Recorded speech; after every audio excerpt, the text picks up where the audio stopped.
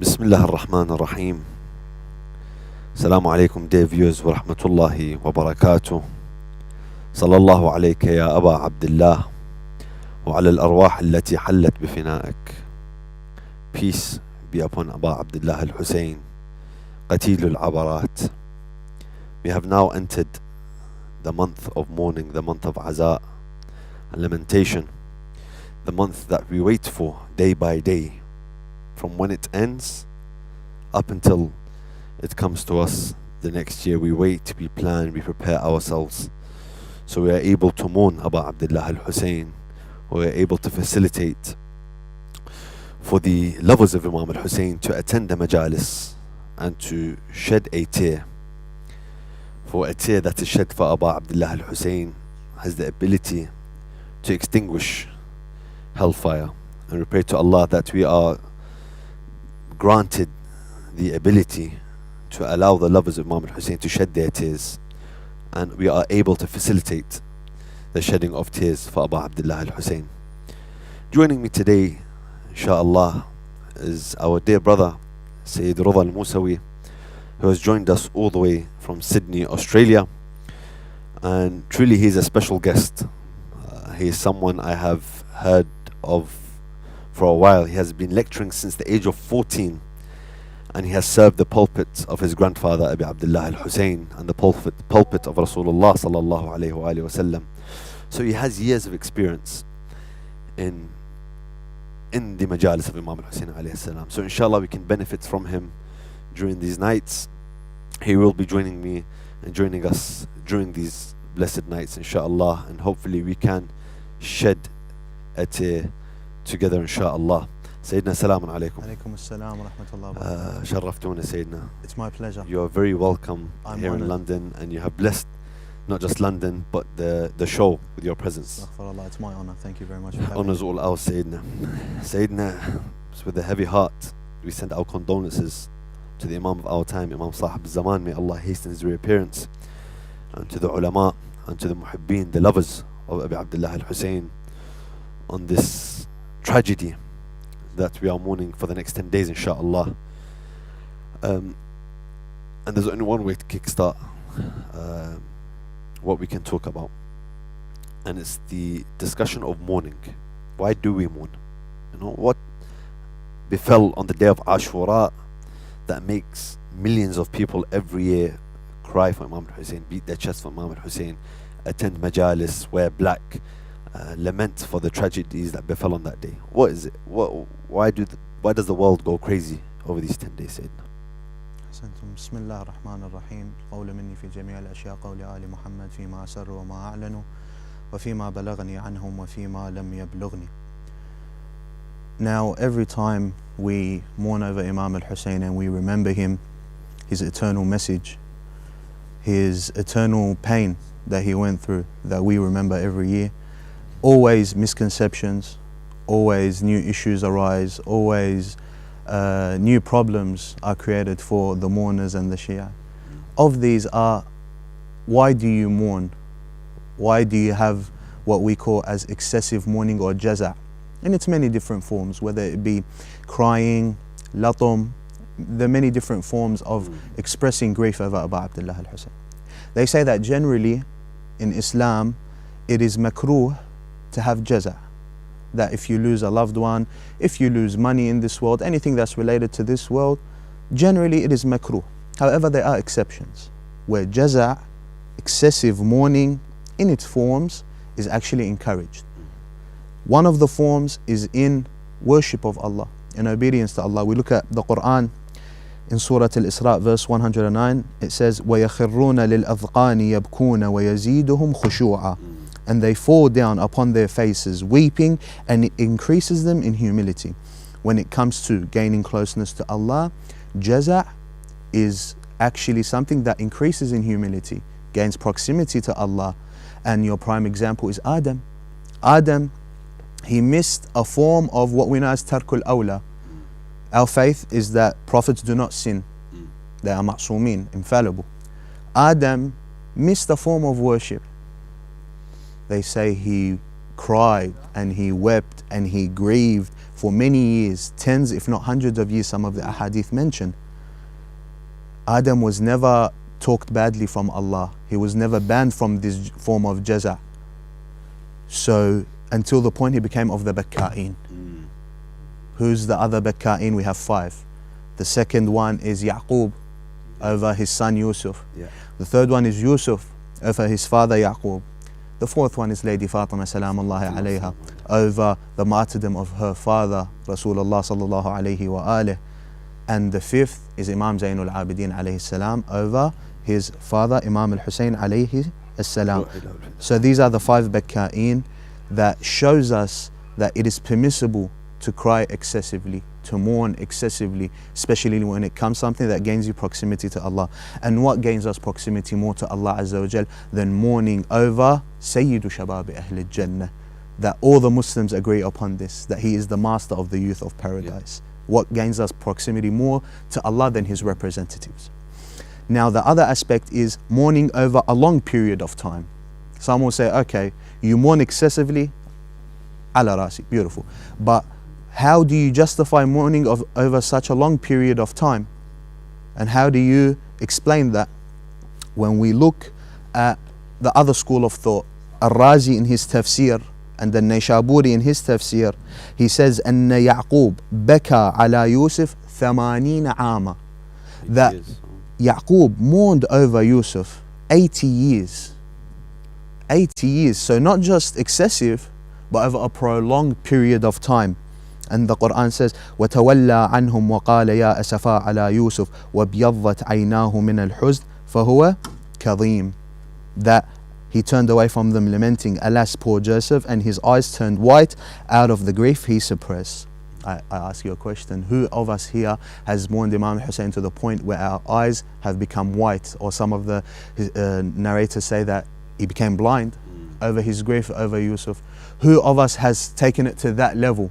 But Yaqub has over Yusuf, even though he knew Yusuf was still alive, He didn't mourn over a dead son. He knew Yusuf was still alive because they brought him with a shirt. It's more of a departed son. Ahsant. They brought him with a shirt that wasn't ripped apart. It was just covered in blood. And he knew this. So he still mourned for 80 years and excessively until he became blind. Isn't this jaza'? Isn't that supposed to be makruh? Would a prophet ever do something that is makruh? Would a prophet do something that goes against Allah? And secondly, why didn't Allah speak badly about him in the Quran if so? And why did Allah mention it and never mention the fact that that was wrong? Doesn't that go against the principles of Amr bil Ma'ruf and Nahi anil Munkar? So that does not make sense. And that is what Imam As-Sajjad alayhi salam references when they ask him, why do you cry so much over your father? The Imam alayhi salam says, قال أتعلمون أن يعقوب نبي ابن نبي أب نبي وغيب الله واحد من ابنيه وما رآه ذبيحة وبيضت عيناه من الحزن فهو كظيم. He says, do not you know that Yaqub, father of a prophet, son of a prophet himself, he knew his son did not die, but he departed from him and his eyes turned white from the grief. And then he says, فَمَا ظَنُّكُمْ بِي وَقَدْ رَأَيْتُ بِأُمِّ عَيْنِي. What do you think of me? And I saw with my own eyes what happened to my father. What did he say? What happened to him? What the horses done to the body of his father? What the people done to the tents of Sayyidah Zainab? What they done to Sayyidah Zainab? What they done to Sukayna, to Ruqayyah? وَقَدْ رَأَيْتُ بِأُمِّ عَيْنِي. So how do I not grieve? And we have Imam Sajjad after the martyrdom of his father for 35 years. He grieved over Imam Al-Hussein alayhi salam. So this shows us that this lamenting and mourning is permissible. Back to my point of Yaqub. Why did Yaqub grieve over Yusuf? Was it because it was his son?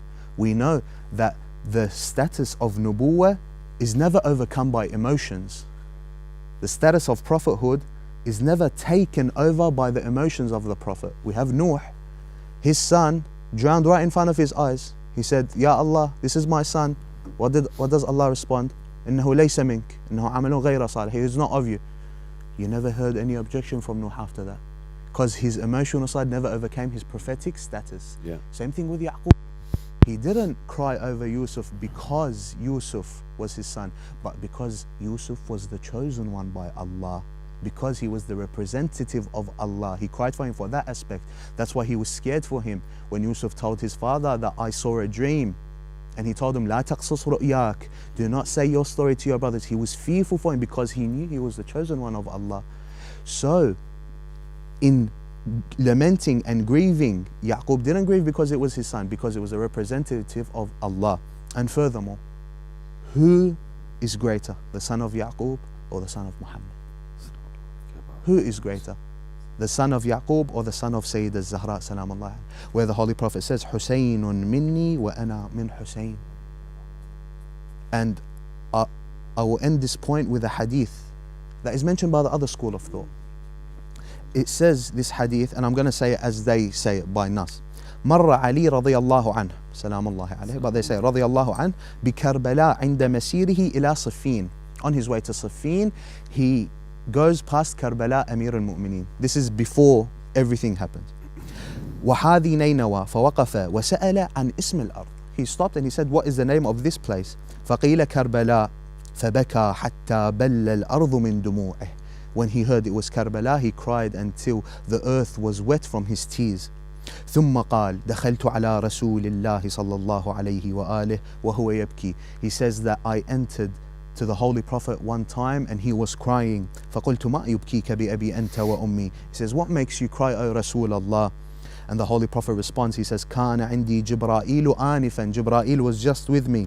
وأخبرني أن ولدي الحسين يقتل بشاطئ الفرات بموضع يقال له كربلاء. And he told me that Hussein will be killed next to the river of Al-Furat in a place called Karbala. And we have other narrations from their school of thought where the Prophet mentions what will happen to Hussein and the companions begin crying with the Holy Prophet, mourning over Imam al-Hussein. Before Karbala even occurred. Exactly. I ask you a question. What makes less sense? Crying over after Imam al-Hussein's death or before? Before. Yeah. So you tell me, why do you mourn for such a long period of time? I tell you, why did your Prophet and my Prophet mourn over Imam al-Hussein 50 years? 50 years before the tragedy even happened. Yeah. So that concludes it. The permissibility of mourning over Imam al-Hussein by the Holy Prophet himself. Not just permissibility at this rate. أحسن. It's looking like more of an amr. ما أتاكم الرسول فخذوه وما نهاكم عنه فانتهوا. Whatever the Prophet brings forth, not just with his words, with his actions, whatever he does, you do, and whatever he tells you to stay away from, you stay away from. This is Quran. I have mentioned nothing but Quran and narrations from the other school of thought that solidifies this. Sallallahu alayhi wa sallam. So, reached a point where, through the Quran and some narrations, the permissibility of mourning. There's a lot of ulama and speakers on the pulpit that come out and talk about the great reward that comes from mourning for Abu Abdullah al-Hussein. What kind of reward are we talking about? Are we talking about reward in this dunya or reward in the akhirah? Because hatman in the akhirah there will be a great reward for crying for Imam al-Hussein. And I'm sure all the lovers of Imam al-Hussein don't cry for the sake of the reward. We are crying for his tragedy. But alongside that comes the reward. What is this reward, Sayyidina? When we want to look at the reward over crying over Imam al-Hussein, let's look at first why we cry for Imam al-Hussein. What's the reasoning behind it? And if we want to understand that, we have to understand to a degree, because there are many reasons for it, the reason of his message, the purpose behind it, his actual message, what was it, by looking at the historical context. I'll start off in stages. When we look at the first stage is when Imam al-Hussein rejected pledging allegiance to Yazid while he was in Medina. Yeah. He rejected the pledging allegiance to Yazid. He said, مثلي لا يبايع مثله. And that consequently turned into the announcement of his movement. Him rejecting Yazid was the announcement or the beginning stage of his movement. Teaching the Shia that to stand against oppression, to stand against these oppressors. As the Imam alayhi salam says, he says, العامل بالظلم والمعين له والراضي به شركاء ثلاثهم. The person who does the oppression, the one who aids him, and the one who is pleased with him, all three of them are in the same action, or they are all three affiliated in this oppression. The Imam is teaching us. So whether you're doing it yourself or not, as long as you agree or accept it, it's just as bad as doing it. So when the Imam said, مثلي لا يبايع مثله, And there was a previous agreement with Muawiyah and Imam al-Hassan that it was Imam al-Hussein to be after. But نقضوا العهد. Of course. So that was the first stage. Second stage was answering the call of the Kufans. The Kufans sent messages and letters, and they said that we need you. We have no one else but you. We are sick and tired of Yazid. We are sick and tired of the rulers here. Come to us. And that's where Imam al-Hussein in that stage sends who? Muslim ibn Aqil, which we will talk about in the coming nights, inshallah. And he goes to them, he answers the cause of the Kufr, and that's why when he stops on the day of Ashura, he says, did not you send me these letters? And he brings the letters in satchels. He said, these are the letters that you sent. Why else did I come here? You sent me these letters. I'm here answering to you, sending me these letters for help, and this is how you treat me. This is the thanks I get. So when he answered the cause of the Kufans, obviously the Imam knew he wasn't going to reach to Kufa, and we will get that in the coming night regarding the Imam's knowledge of the ghaib. But him going to Kufa resulted in him stopping in Karbala, and that is not something that happened in the spur of the moment. As we said in the narration before, the Holy Prophet said, Jibreel told the Holy Prophet that he will be killed in a land called Karbala, because Allah has planned that Karbala is to be an epicenter for the Shia, a flag for the Shia. It's all part of the prophecy. It wasn't something that just happened out of the blue. It's Ahsant. all part of the plan, the bigger But picture. at the same time, the Imam had to act on the physical and what was being told, which was the answering the call of the Kufans. And as the Holy Prophet, peace be upon him, would say, وَسَيَفِدُ إِلَيْهِ أَقْوَامٌ مِّن شِيعَتِنَا وَيَنصِبُونَ عَلَى قَبْرِهِ عَلَمًا. The Prophet is speaking about this, that there will be tribes of our Shia, nations of our Shia, that will flock to Imam al-Hussein. In Arabic, sorry. وَسَيَفِدُ إِلَيْهِ أَقْوَامٌ مِّن شِيعَتِنَا وَيَنصِبُونَ عَلَى قَبْرِهِ عَلَمًا. And they will place a flag upon his grave. وَسَيَجْهَدُ الظَّالِمُونَ فِي مَحْوِ أَثَرِهِ وَطَمْسِ مَعَالِمِهِ. And the oppressors will try and will attempt with all their might to destroy this. And we see in history how many times the grave of the Imam was attempted to be destroyed. And nations after nations came and tried to, But I ask a question, why? Why would they want to destroy a grave of someone that apparently is dead? Because his grave is a thorn in the path of every oppressor. They cannot stand it to see the Shia flock to Imam al-Hussein, because they are scared. As long as this flag is present in the grave of Abu Abdullah, it is a thorn in the path of every oppressor. Hence why they attempted, hence why the Prophet mentions this. And then what does the Prophet say? فَلَا يَزْدَادُ عَلَى مُرُورِ الْأَيَّامِ وَلَا كُرُورِهَا إِلَّا عُلُوًّا. The more this grave will stay, the higher it will be in status. The more people will flock to him. The more the oppressors try, the more they will fail. Even until recent history, they tried to destroy the grave. How Ahsantum. close did they reach Karbala? Ahsantum. How close did they reach to the outskirts of Karbala? I was there one year, and we were just looking at the map, and the security forces were explaining to us, they were like a 15-20 minute drive from Karbala. Ajib. Yani, Karbala is protected from above, and inshallah, as the Shia are alive and as long as we are breathing, we will defend it till our last breath. Ahsantum, 100%. But that's how close they got. And like you mentioned, throughout history, they actually attempted to bring down the mausoleum, at least, of the grave of Imam Hussein alayhi salam, and it did get rebuilt. But yeah, Nani, I do pray to Allah that we do have enough life in us 100%. to be able to defend the shrine of Imam Hussein and his brother Abu Fadl al-Abbas. Like you said, that flag, the alam that was put on the grave today, was the black flag of mourning, was raised on the grave of Imam Hussein. That momentous occasion of the changing of the flag, entering the month and the season of Aza. I don't like saying month because, or even 10 days, some people assume. It's a period of 2 months.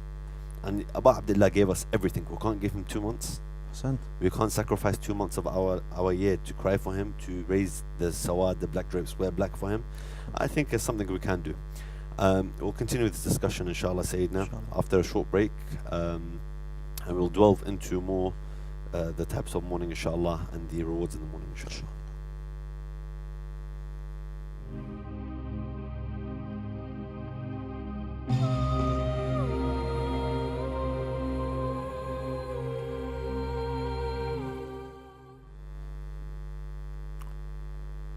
Welcome back, dear viewers.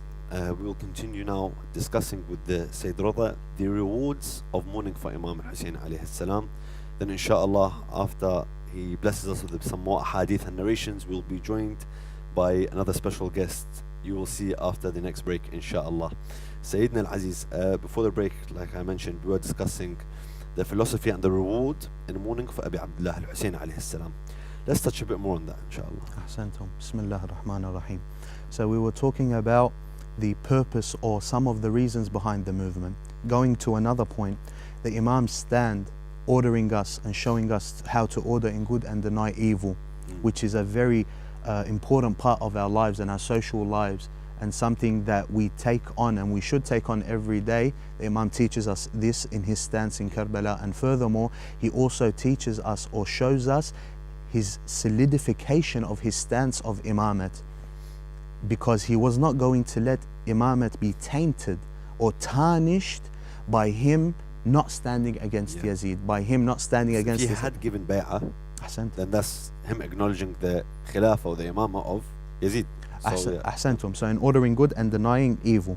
And then the other point is that he saved Islam from ideological degradation. As we know, Muawiyah done a lot of work, a very devious man. Muawiyah is very smart and devious. He done a lot of work to change Islam as much as possible. Some of them are that God has a physical body, the Prophet wanted to commit suicide, the Prophet drank wine, the Prophet killed an innocent woman. Of that until this day. Ahsantum. The Prophet forgets during Salah. The fact that you cannot question what any companion done, even if it's bad, and they know it's bad, but you cannot question it. You're not allowed to question it. You can question the Prophet on his deathbed. Ahsan. But you cannot question the companions or the Khalifa. So the Imam in his stand, he saved us from this degradation, the ideological degradation. That's why he said, Inni lam akhruj ashiran wala batiran wala zaliman wala mufsida. I've not come for any of these false reasons. وإنما خرجت لطلب الإصلاح في أمة جدي. I come for reformation of the religion of my grandfather. I ask you a question. What do you reform? Something that is destroyed. So Muawiyah and Yazid destroyed the religion, and Imam's stance helped build it. If they were good leaders, there wouldn't be any need for reform. Ahsantum. So this shows us, just a couple of points, shows us the importance of this message and the way this message was carried out and the heinous crime that occurred, and Imam al-Hussein's stance and valiance against Yazid. It is liable to invoke emotion out of us, and especially the way and the crimes that occurred and happened to Imam al-Hussein. مصيبة ما أعظمها وعظم رزيتها. Something happened that day that causes us 1,446 years later, or 1,400 years later, still mourn over him, because the message is so important and the way that it happened was heinous and a way that invokes our emotions, especially when you're invested in the message. So that is in terms of that aspect. But then we look at the reward, and I'll end on it from that point, inshallah. We look at the hadith the Prophet says to Fatima. He says, when he told her about what will happen to Imam al-Hussein, Lady Fatima cried. بكت فاطمة بكاء شديدا وقالت يا أبتي متى يكون ذلك. She asked after she cried, she said, when will this happen? The Prophet responds, في زمان خال مني ومنك ومن علي. At a time where I won't be there for him, you won't be there for him, Ali won't be there for him. And فاشتد بكاؤها. What does that do to any mother, let alone Fatima al-Zahra? So she cried even further, and then she said, Ya abati, faman yabki alayhi. Oh my father, who's going to cry over him? وَمَنْ يَلْتَزِمُ بِإِقَامَةِ الْعَزَاءِ لَهُ. And who will mourn? The next point I was going to ask you, and it's good that you've linked it that way, because okay, the Ahlul Bayt cried for Abu Abdullah al-Hussein. They knew what was going to happen to him. Closer to the time, for the next 200 years, they knew what had just happened to Abu Abdullah al-Hussein, the sacrifice, the musibah that occurred. But 1,300, 1,400 years on, we are still mourning for Abu Abdullah al-Hussein. What happened on that day?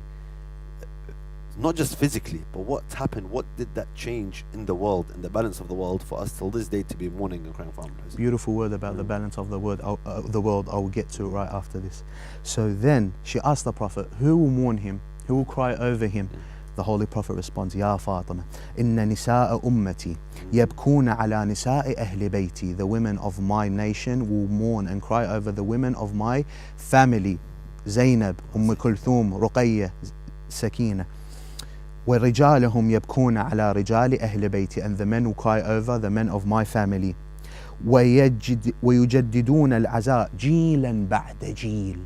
Generation after generation, they will renew this mourning with the same vigor, with the same burning sensation that they have, as if Imam Al-Hussein died today. And then the Prophet says, في كل سنة فإذا كان القيامة تشفعين أنت للنساء وأنا أشفع للرجال وكل من بكى منهم على مصاب الحسين أخذنا بيده وأدخلناه الجنة.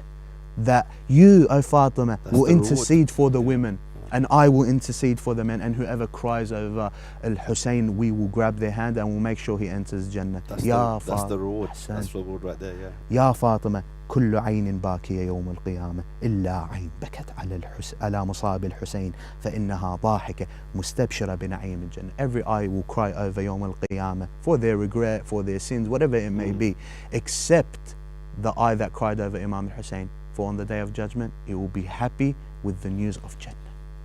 Sallallahu alayka Abu Abdullah al-Aziz. Like I mentioned earlier, I don't think any of those who uphold the Aza do it for that purpose.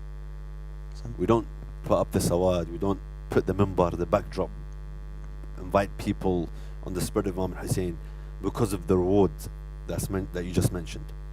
We do it لأجلك باكية. We just cry for you, Abu Abdullah al-Hussein, for your musab.